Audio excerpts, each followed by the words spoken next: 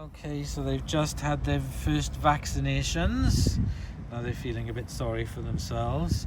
So we've come to Pets at Home now to find a better kitty litter tray and some more cat milk. So that's the new kitty litter tray.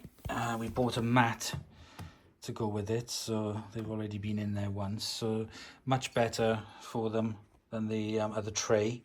So that's worked out really good. But yes, we went at home, to Pets at Home, and came back with a scratch and post climbing frame, a selection of new toys and a laser pointer because they like it, another toy there chasing butterflies, more food, a couple of bags of kitty litter,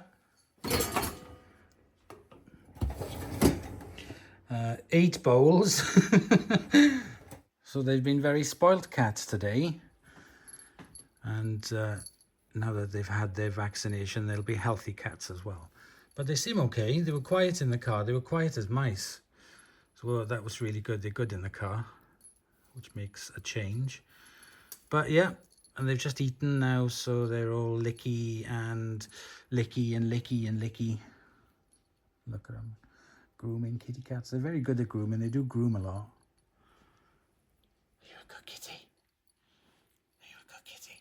Licky, licky. So yeah, spoiled cats.